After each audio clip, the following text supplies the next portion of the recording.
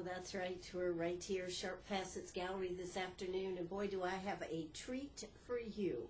What was it, 2 weeks ago, maybe going on 3 weeks, July 27th, we went up there to Spartanburg to the memorial service, memory service that honoring our Korean War veterans. It was the 60th anniversary of the armistice for the Korean War, which was July 27th, 1953. Senator Tim Scott was there, and a packed house of veterans were right there at the Readiness Center up there at Spartanburg. And I had the pleasure of sitting right behind me was Carrie and Ira King. So, Carrie, how are you doing today? I'm doing fine. Doing fine. And Ira, how are you doing today? I'm fine, yeah. Yeah, you are a Korean War veteran, and we've been not swapping, I've been listening to some fabulous stories here. One of the ones that we are going to talk about, I think everybody remembers the 1,000 Men and a Baby, and you were actually on that ship that brought that baby back, weren't you? Yes, I was over the electrical division of that ship. That's right. So we're going to talk about that. We're going to talk about Ira and his life and everything, and then we're going to talk some about what this has all meant. So, Ira, now where are you from originally? I'm originally from the eastern part of Kentucky. Ooh, that's a rough place, isn't it? Yes, it is. Very rough. Very rough. And your grandfather actually raised you, didn't he? Yes. Yes, and because your dad was Killed when I was 2 months old. Wow. So you never really got to know your dad. No, he was killed in an oil field accident. Cable broke. Yeah. And so and what was your granddad called? Called him Major King. Major King. But he wasn't a military man. You know, we were talking about how different parts of the country are, and one of the things that you, of course, were telling me how, everybody carries a gun up there. Oh, yes. And you're not very welcome unless they know who you are, right? That's exactly right. Carrie, how was it the very first time you went there? Very interesting. Now, you're from New Mexico originally. Yes. Yeah, so you've never seen the likes of what Eastern Kentucky is like. No, I did not. You were telling me about how you went there one time, and there was a looming battle. And Carrie, you were saying that you wanted to find the hotel, right? Yeah, I did. Except there wasn't a hotel, was there? No. And you didn't go back. You were gone for a long time, and then you went back 10 years. Yeah.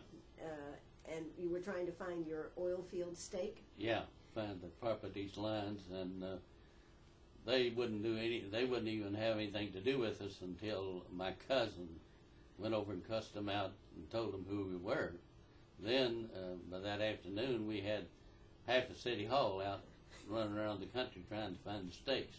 So, if they don't know you, you're dead. Well, let's put it this way. If you ain't family, you ain't in. You ain't in. Would that be right, Carrie? That was it. Well, when you graduated from high school, that was what year? 50. 1950. 1950. And you, what happened? What did you want to be when you grew up? I wanted to be a lawyer, but that all fell through when I didn't have the money to go. Yeah. I think, would you tell me your brother got all the money to go? Yeah, I was not the favorite son, so my brother got all the money, and so I decided to just go ahead and go in service. I think it was about 3 days after I got out of school. I went ahead and joined the Navy and went to Great Lakes, and I finished basic training and went straight into combat from basic training. Now, let me just ask you something. A young man from Kentucky joining the Navy. Why did you end up in the Navy? Well, I don't know. I just kind of liked the Navy. Didn't want to walk a lot, so I didn't want the Army. But I just decided I'd try the Navy, and I didn't have any family in the Navy, but I just thought that would be the best route to go, and I guess it was. I don't know. I don't know. When we get into some of these stories, you're going to say, wow. So You went directly in, and they shipped you right over there to Korea. Then is that Yeah, right? we made one, they assigned me from basic training to the USS Essex, which was a jet carrier that had just been recommissioned and brought up to date and everything. It was 3 football fields long, and we left Bremerton Naval Shipyard with 3,000 men, and we went down the coast and into San Diego, and we picked up a company of Marines and 125 airplanes, and we sailed for Hawaii. You can't have any idea on the size, can you? 3 football fields and 125 planes. That's hard to imagine, isn't it? Yeah, it is, and we've seen some people, and we've never seen them again. You know what I mean? It was just like a big town. Yeah. Really, people don't really realize it, but it was. And my mother wrote me a note one time and wanted to know who my bunkmate was, and I said, I don't know. There's 105 of us in this one compartment. So it was. You didn't know the guy you were sleeping with. Is that what you're telling me, Ira? Yeah. But they mixed everybody up. They like you would have maybe 15 electricians, and then you'd have maybe 10 cooks. They never put all of the divisions in one compartment in case of a mine or a torpedo. Sure. You wouldn't kill all the people that were operating the ship and all that stuff. So they mixed us up in different places. But there's quite a crew of us, really. So with that many men on the ship, I guess, and you had all different departments and stuff to work in, and yeah, we had engineering, and we had Airedale group, which was with the planes above, and we had machinists and boilermakers, and electricians, and cooks, and everything. And we how were. was the food on the ship? Do you remember how was the food? Yeah, I remember it. Yeah, I remember it. Yeah, no, it could be great at times, and other times it was terrible. What do you attribute it to? It was, well, I think the cooks just got tired and fed up, and when we complained, they'd say, "Was you up at 4 this morning?" And of course, but if we got a correspondent or a news person or food? an officer or an admiral came aboard, oh, the chicken was golden brown, and it was always good. But during the night, you could break it apart and blood would come out, And we had cold storage World War II eggs that they cooked, and we'd break them open sometimes, be chicken in them, and we'd just throw them in the trash can and get up and leave, But the food, in general, you had something to eat, but sometimes we had the cold cuts for breakfast because the sea got real bad, they couldn't cook, and we just eat what we could eat, because they couldn't put the pans on the stove, because if we did, they'd run right off, Sure. So and the plates and stuff would run off the table, and, it was, when the weather was bad, it was bad. And now, you felt that ship, though. You were talking about how it rolls like, 10? oh, yeah, it rolls like 10, 15 feet. If you're way up on top, you can tell it real, but it had 5 floors down, 10 floors down, and 11 floors up. So, one time I had a general quarters station on the old 11 deck, and that was out in the open, right under the radar screens. Wow. And you're about 125 feet above the flat deck. And it rolled back and forth, and wind and rain and hail, and the Korean winters were Horrible. Awful. They issued us heavy gear, but still you froze. You could stand still for 5 minutes and your clothes was froze. I don't think they even anticipated how cold it was, did No. they? That's one of the things I've heard. It was the coldest place I've ever been in my life, and I've been to Alaska, but the wind would blow, and if it was hailing and sleeting and that kind of stuff, the ship looked like a ghost ship because the icicles was hanging all over it, And you You didn't. just don't think about that about Korea, do you? You No. think about it being kind of tropical Yeah, or whatever. but it's not. Oh my gosh! They had roughly 30 minutes was the lifetime of a pilot if he ditched at sea. Because after 30 minutes, they didn't Was really froze. rush because he was already dead. You know, he froze to death.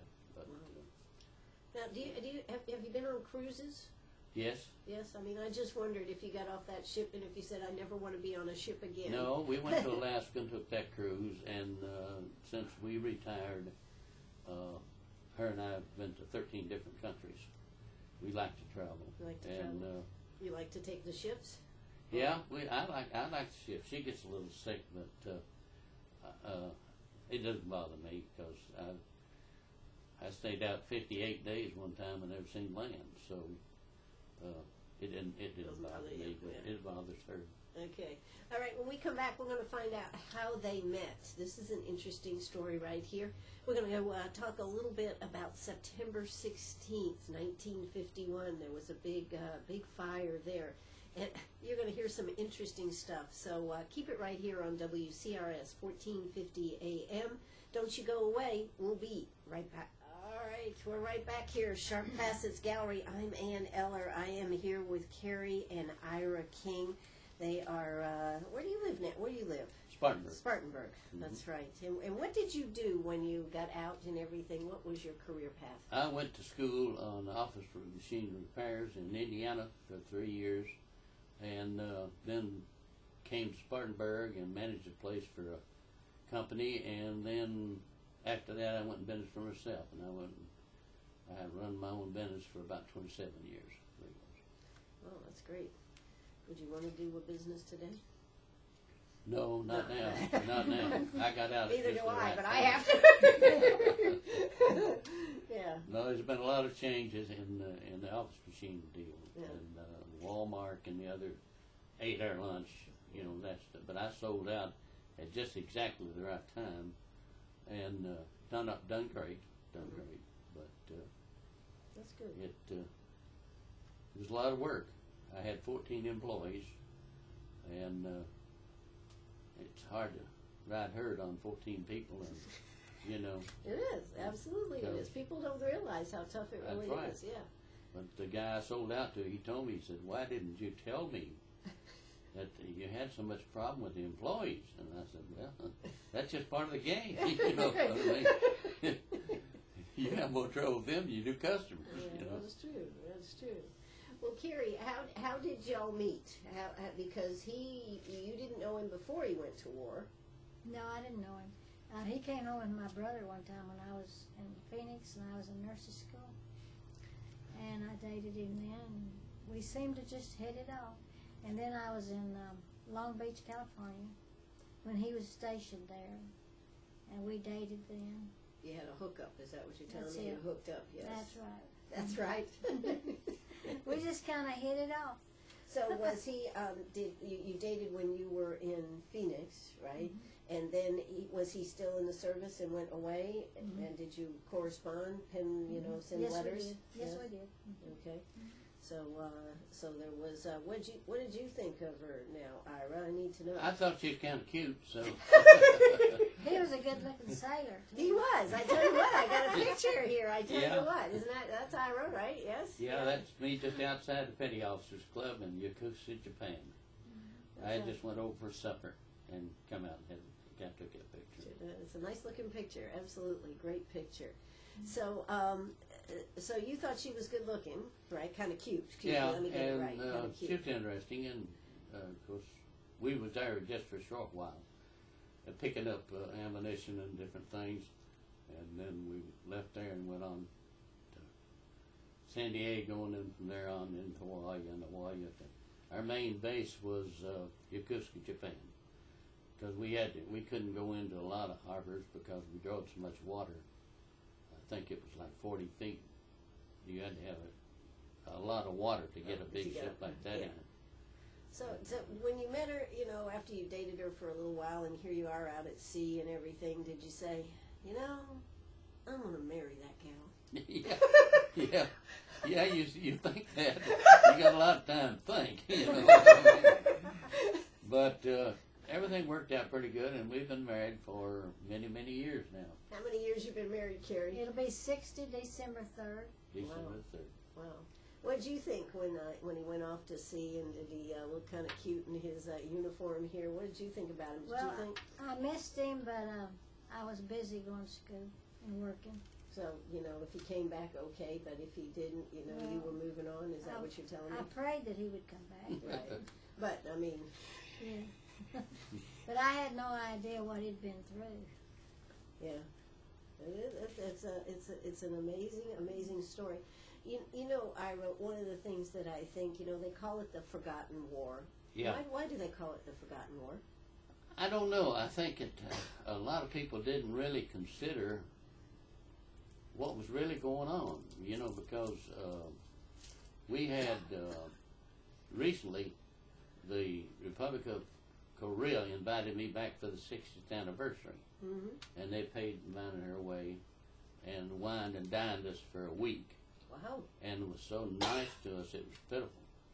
And the last night that I was there, they gave me an award and gave me an Ambassador for Peace award and a big ribbon around my neck and all that good stuff. And I felt like a mouse standing up in front of 200 people and receiving an award from the Republic of Korea. But I thought it was very, very nice. And they gave us a lot of, one jewelry company gave us all a watch, and another jewelry company gave us all 14-karat gold pin set.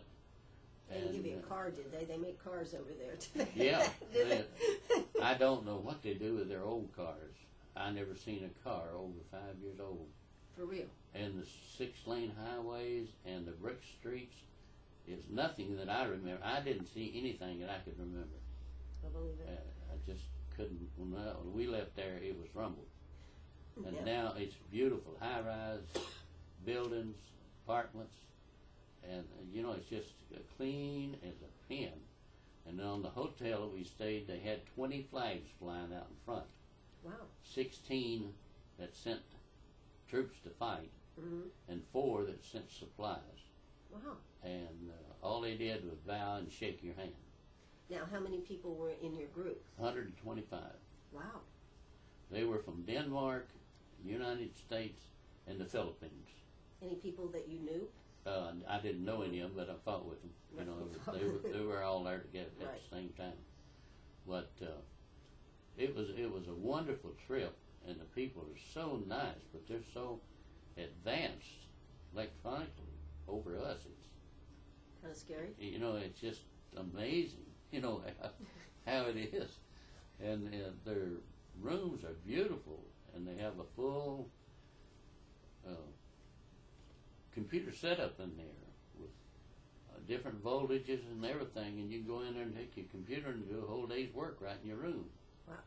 And they got beautiful bathrooms, and I mean, it's just It was a you great wouldn't experience. believe it. You Yeah. know, you just couldn't believe it. But I interviewed actually, I think it was the week before this ceremony. They had a group of Korean exchange students that were here at Lander, and they had come to practice their English basically and get American culture. Yeah. And when I asked them about the Korean War, of course these were 20-some-year-olds. Yeah. They had no idea. that's right. They had no idea. But I think it is so tremendous that the Koreans do this. I've been to the Korean Monument twice up in Washington, D.C. And both times I was there were beautiful wreaths from the Korean people. Yeah. I think that is so tremendous that after all this time, I mean, we're talking 60 years, Yeah. they're still sending flowers and have fresh, beautiful flowers there every time. They're real thankful. I mean, they're really appreciative because it's just an entire different world. They took us up to the 38th parallel, and I had been up there several times before, but the North Korean guards were skin and bones. They were just pitiful. And they had 2 of them standing 8 feet apart with a painted line, and this is the north, this is the south. And they had one sitting back here on the side where they had a slide window. And we asked them what that was for, and they said they come to guard duty 3 at a time. If these two make any attempt to step across that line, he has to kill them. He's got a machine gun back there. Oh my gosh. And they said... So there's no escape. No escape. No escape. And they said if he don't kill him, then when he goes back to his barracks, they kill him and his whole entire family. So, I mean, it's just fear. You know, they have no... I've read 2 books of guys that escaped from there, and it's horrible.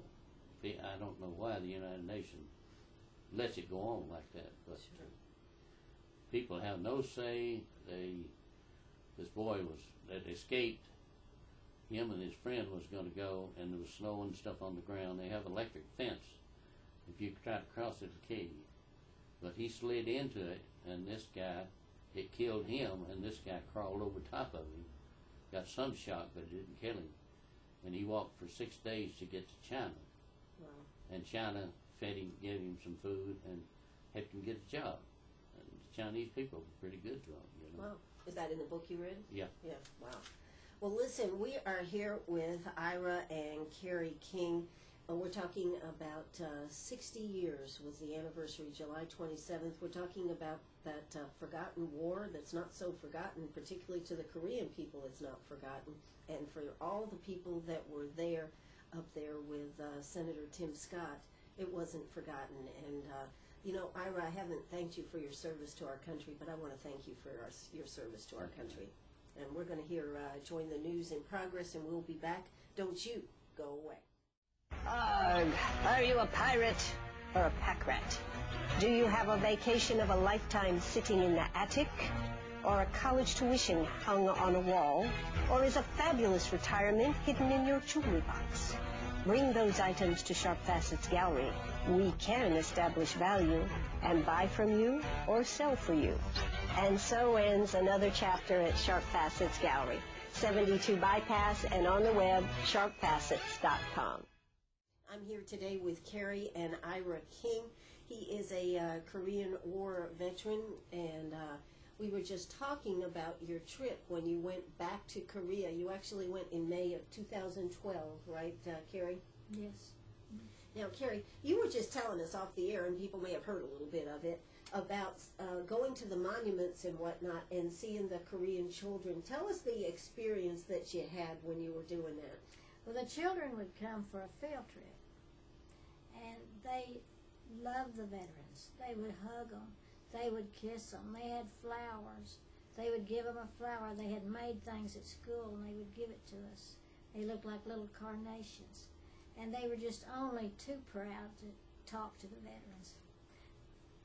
That's terrific. They were what I liked the best. That's what you liked the best? How'd you like the food in Korea? I liked it. You liked it? Mm-hmm. Did they have Korean food, or did they serve you American Every food? type of food you want. Yeah? Everything. Mexican, Chinese, everything, you know. You could just keep going around, and you could go from bologna to shrimp or lobster or whatever you wanted. I mean, the food, there's no shortage of food in the South. Wow. It's unbelievable how they eat. That's terrific. You know, I was thinking what you were telling me about how they love the veterans and everything. I went on an honor flight with a group of World War II veterans. Went up there to the World War II monument there in Washington, D.C., and there were lines of children just wanting to talk to the veterans up there. They giving out flags. You said one of the Korean children gave a flag to Ira. And one of the things that amazed the veterans the most was some of the teenagers up there in Washington, D.C. that walked over and would want to shake their hand and thank them for their service. That really does make you proud, doesn't it? It does. And the little children would just wave those flags and holler, "Thank you, thank you, thank you." So it really made you feel They good. teach them to be proud. They teach them that that's why they were living the life that they're living today. Sure. And that's the thing, I think, sometimes, Ira, don't you think that we forget that in America? Oh yeah, we just ignore a lot of things. We're so lucky that we can talk and say something. Over there, you open your mouth and they shoot you. Yeah. You know what I mean? If you step your toe over the line. Yeah, or if you say anything about that guy in charge, that's a death penalty. Sure. And this boy that I'm reading the article about, he was 8 years old, and they took him out of the family, and they sent his mother to an underground slave labor camp, sent his dad to another underground labor camp, and his mother and her other son was talking to somebody about they'd like to escape and get away, and the word got back to the officials, and they made him go and witness them Killing his machine gunning his brother, Oh. and they brought his mother in and they put a rope around her neck and hung her, and he was 8 years old, and they made him stand there and witness it. You know, we talk about violence here in America, but I don't think we have any idea No. the graphicness that happens in, well, I'll say third world countries, That's right. what the difference is. Yeah, they have no, they have nothing really. They go and tell the farmers that they want so many bushel of their grain, and if they only got 600 bushels of wheat, Mm-hmm. and it takes 5 for them to live on, the government takes 5 and lets them starve to death. They said there'd be hundreds of them will starve to death this winter if it's a bad winter, Sure. because they don't have enough food to eat. They don't. That's in North Korea. Yeah, Yeah. it's a very sad state over there. But one of the things that I wanted to talk about with you that I found totally fascinating was when you were telling us about being on the ship on September 16th, 1951, and the plane and the fire that happened. Can you tell that story to us? Yeah, it happened about 6:30 in the afternoon, and I was walking toward the bow of the ship because my fire station was on the hangar deck. That was the one down below, and then we seen all this, and the plane came in and jumped the barricades and just went charging into the 8 propeller type planes that were already, they had napalm bombs, shrapnel bombs, everything on them, and that all started blowing up, and then it was just a wall of fire for over 2 hours, and we got down below and they let us out on the main deck, and we finally got our hoses and stuff going. And Yeah, but you said they let you out on the main deck. Didn't they push you out on the Yeah, main they deck put- and yeah, seal they- the door? they said, "Get out." I think that's what happened. Yeah, they said, get out there. You got about 2 minutes. And then they sealed the door behind us, and we knew that we was out there permanently. And it took over 2 hours before the fire was out. But they had washed it over on us, the fire, and we were walking around in ankle-deep fire with the water and the gas and the oil and everything that was burning. And we finally got our hoses up going, and we were able to push the fire away from us over off the right side, which was starboard. And as they pushed it off over the top, we were the floor right under it, so we was going to have to push it. Because we knew if it encircled us, we was gone. Right. We wouldn't have a chance. But we only had one big 4-inch hose, and you had to have 4 men to hold that hose with a nozzle, because if you open the pressure from a 4-inch hose, it'll throw you all over everywhere. So it took 4 of us to hold it, and we kept pushing like a windshield wiper the fire back over the side, and the fire was running out into the water. It was out about half a block in the water, so no other ships could get that close to help us, because we was on our own as far as. Yeah, and you were telling me how the guys that were working on the planes, that were underneath the planes working on them on that deck, Yeah, were just they were burnt. cremated immediately, because we seen them at one time. We seen them working, and the next thing we seen was a wall of fire, and it stayed that way for quite a while. Sure. And we had to get the planes off, so they had to get the hoses going on top and push the fire out from under the planes. And then the guy had a big tractor with a big boom on the end of it, and he had to run up there and put that boom on the propellers and shove those planes until they broke the latches down where they were decked. tied Is down. this something? Is this something that you train for? I mean, how did you know that? Where you have training that if this happens, you do this? Yeah, you have a certain amount of training, but it's never the same thing. It's not like a real life drill. No, we had all kinds I went through 3 fire schools, but still, we knew we was going to live through it. And this we didn't, wasn't sure about.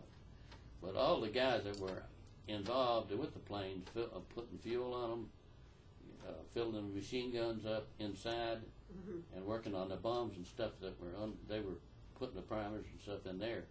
They were all cremated before they could ever get any water.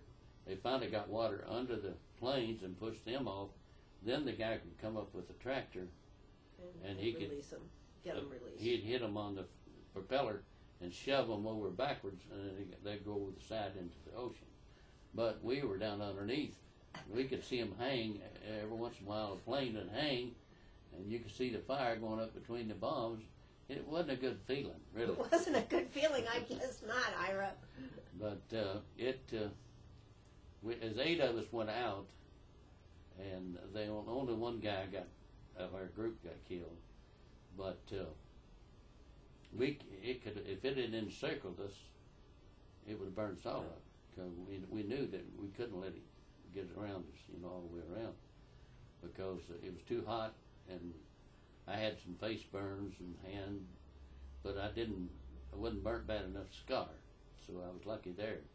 Absolutely. But we finally got it out about 9 o'clock, and I had a friend was a corpsman, and I went down to the electric shop and just laid down on one of the benches, and I told him to go tell so-and-so to come down here and bring all the equipment he needs, and I need you to take care of me.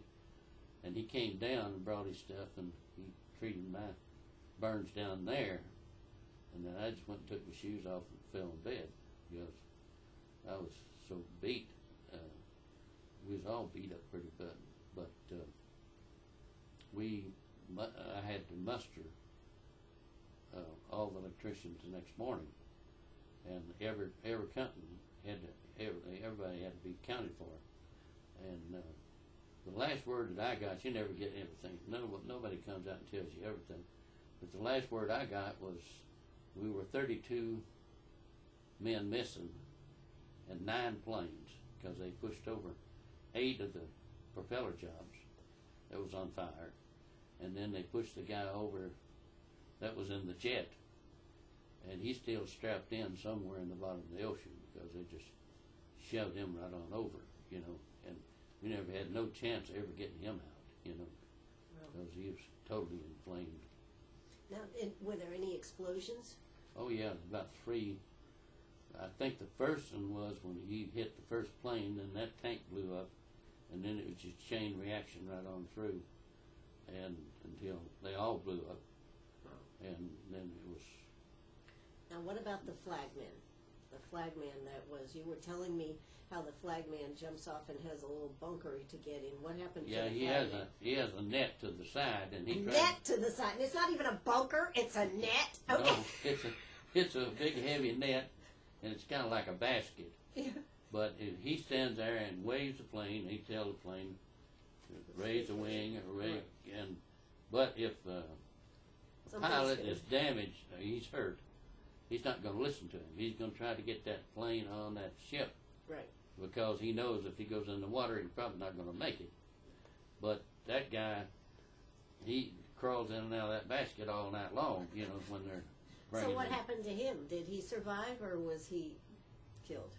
The guy jumped in the basket? Yeah. Oh, no, he lives. He lived even through all of this? Oh, yeah, yeah.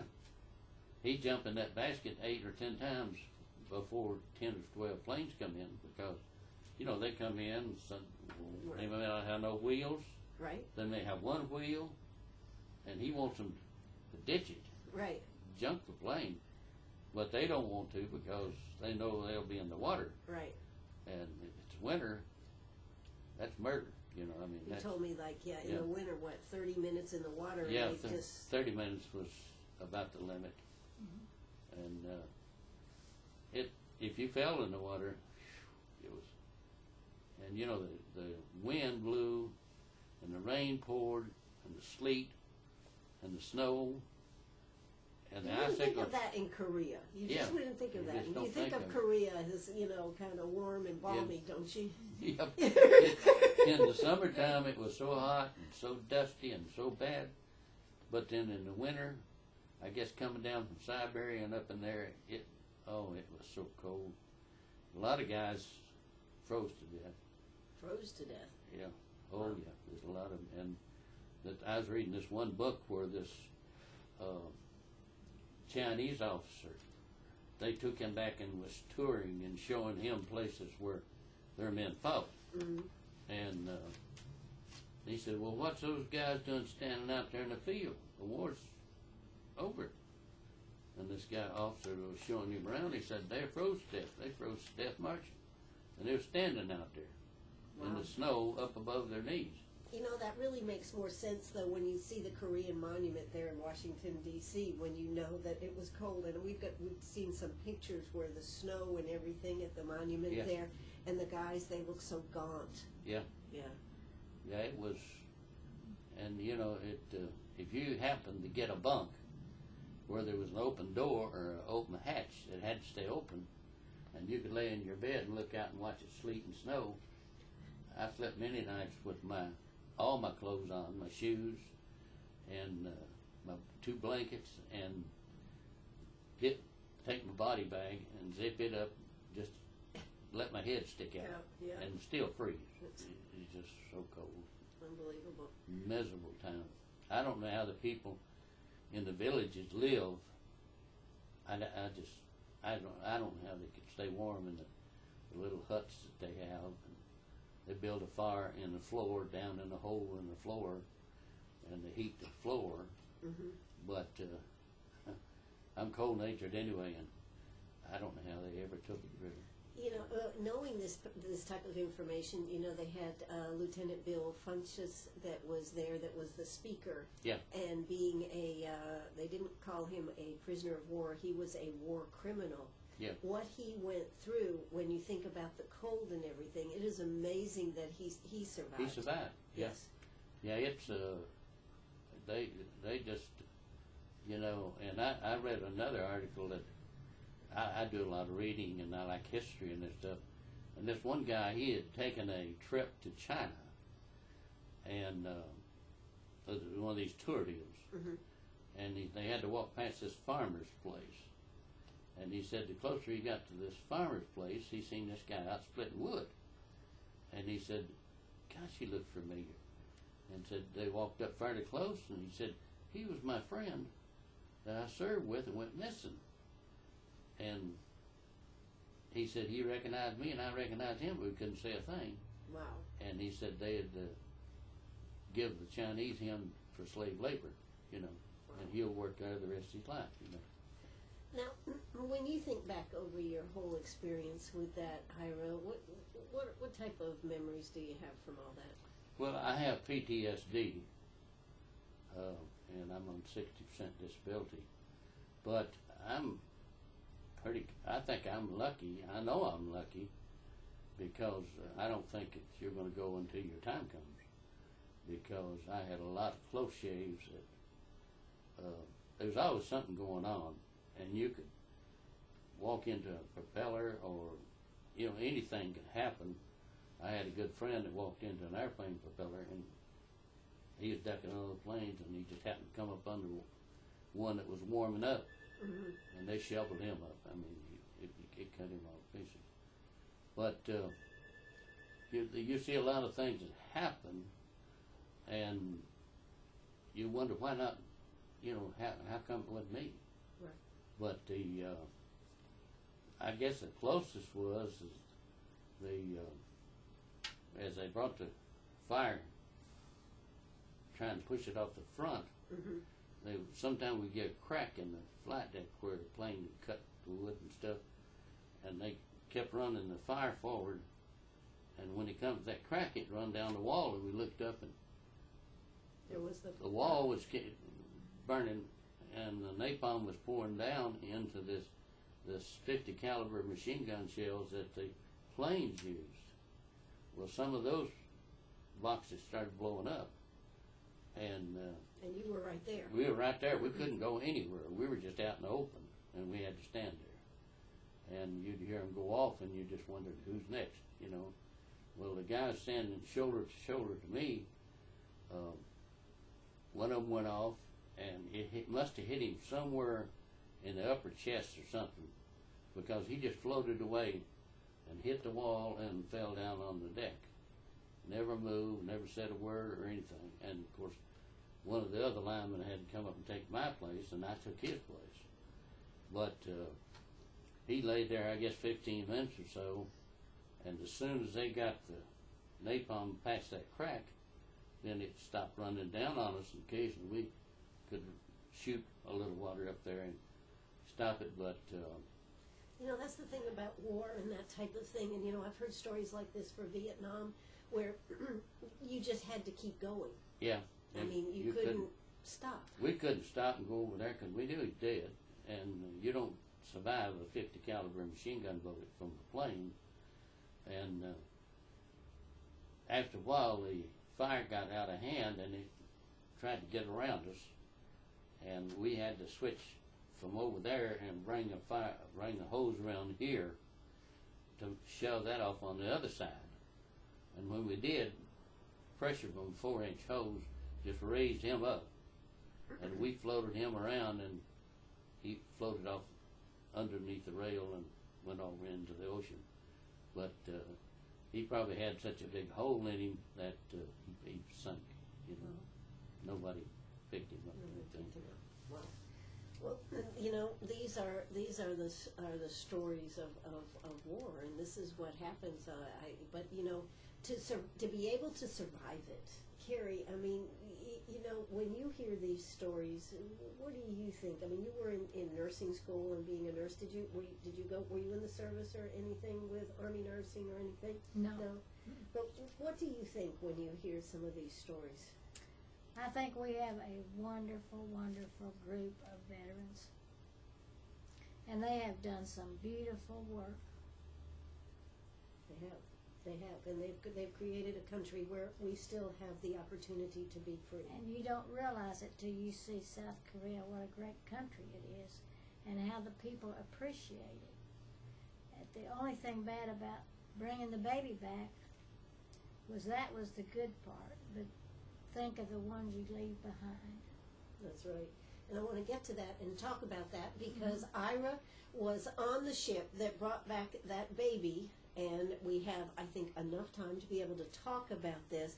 Ira, this is well, Carrie, you can tell us a little bit about the movie part of this. This was the movie 1,000 Men and a Baby, right? Right. And give us just the synopsis of the story, and then we'll go back and let Ira tell us some of the details. But tell us about it. When the baby was put on the ship for the doctor to take care of him, he saved his life.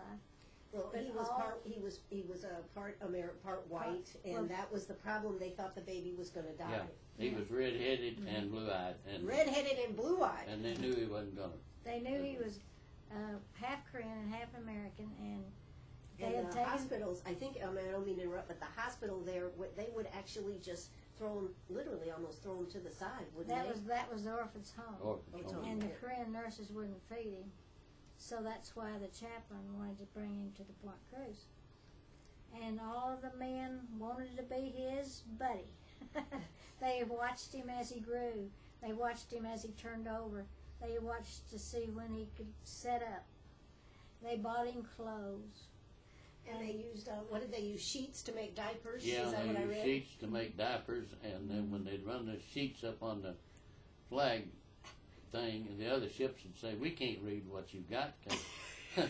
It says baby on board. But how did you get to bring the baby Where'd you back? Well, the captain finally decided, well, we're going to take him back one way or another. And the chaplain said, well, I'll fly him back. I'll take him and fly him. And finally the admiral gave up on us, and he said, just bring him home before Christmas. And we did. But now you had to get, the Vice President Nixon, Yeah. right, was there. He was there. He was over there for some kind of a special meeting, and the chaplain told him, we got this stowaway baby with us. Yeah, I said, how do you like the captain's baby? And he said, what kind of baby? And he said, it's American. It's a personal, it's not a monkey or something. It's a real baby. It's a real baby. And he said, well, how'd you get it? And we told him, and he said, well, but the captain says, we can't get a visa, we can't get no cooperation from any of the officials. Mm-hmm. And he told one of the guys that was with him, said, you go get that baby a visa and all the paperwork that he needs. And they went and got the visa for him, but to get his passport and all that stuff, they won it in a poker game. I read that, yes. They had to, he gave them the last Kentucky bottle of whiskey he had and told them to go get in a poker game with some of the big officials in South Korea. Right. And win that baby's passport and stuff. So they played cards all night, and the sister, they drank, and she is kind of comical. She's a Catholic sister, and they asked her. She said, "Oh no, I can't drink." And the doctor said, "Well, I understand it's good for just a little drink to help you." And she said, "Well, due to science, I'll take a little drink." And she took a drink of it, but they finally wound up winning the game, and they hocked their watches and everything else to get the money up. But they finally won it, and then he told them, we'll come by your office to pick up the paperwork. And that's how we got his paperwork. But the surgeon and the chaplain was beat. They played cards like a day and a night trying to get it. But it was something. But we were lucky to get him. But if it hadn't been for Nixon, we probably would have never. Well, you would have brought him back probably as a stowaway, and Yeah. that would have been a real problem, right? Yeah, Trying to get him into the country. Get him into the country. But everything worked out. And he's a great guy. That's right. He comes to your reunions and everything. You are listening to WCRS right here in Greenwood. We're going to carry this over just a couple of minutes here.